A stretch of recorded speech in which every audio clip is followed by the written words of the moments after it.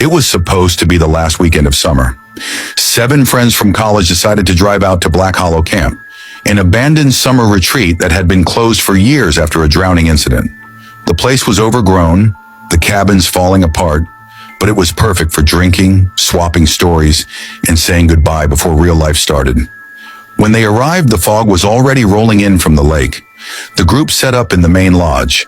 Daniel, the loud, overconfident one. Lena, sharp-tongued and quick to argue. Sarah, quiet, always scribbling in her notebook. Tom, Daniel's best friend since high school. Maya, who always seemed to know more about people than she should. Eli, the nervous one, who joked too much when scared. And Rachel, the mom friend, who kept insisting the place wasn't safe. By nightfall, they'd lit a fire in the fireplace. That was when Maya brought up the local legend, a counselor who went missing years ago. They called him the Hollow Man. Supposedly, he blamed the kids for not listening to his orders and snapped. No one ever found his body, only bloody footprints leading into the fog. They all laughed it off, but Eli swore he saw someone watching from the tree line. The next morning, Daniel didn't come back from getting firewood.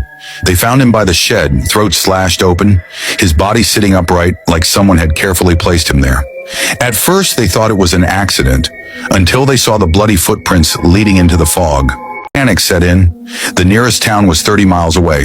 Someone suggested, what if it wasn't the Hollow Man? What if it was one of us? No one wanted to say it, but everyone thought it. That night, Lena accused Eli. You were the last one who saw Daniel. You've been acting weird since we got here. Eli swore he didn't do it, but his hands shook as he talked. Later, Sarah's notebook went missing. She claimed it had been taken from her bag. By midnight, the fog pressed against the windows like a living thing. Tom was found next, hanging from the rafters of the lodge. His eyes were wide, his tongue swollen purple. The rope came from inside their supplies. It has to be one of us, Rachel whispered. No one else is here. That was when they realized every door had been locked from the inside. Whoever killed Tom had been in the room with them just hours earlier. Maya insisted they split into pairs to watch each other. Rachel refused. That's exactly how people die. They tried staying awake, but exhaustion clawed at them. Around 3 a.m., Lena vanished. Her scream came from outside. By the time they reached her, she was face down in the mud, stabbed over and over, her blood soaking into the fog. Sarah finally admitted why she'd been writing so much. She wasn't journaling. She was investigating. Last semester, there had been another death on campus. A girl fell from a balcony. The police said it was an accident, but I think one of us was there that night. The others stared at her in horror. You think one of us is a murderer? Rachel asked. Sarah nodded.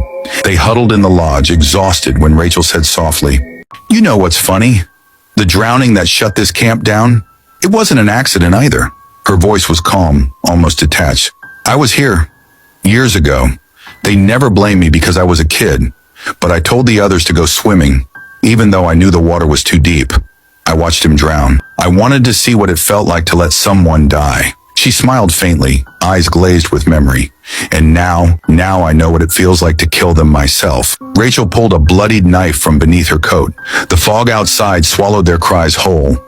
Weeks later, hikers reported seeing shapes moving in the mist around Black Hollow Camp. They heard voices calling for help, echoing across the lake. But when they searched, they found nothing. Only bloody footprints leading into the fog.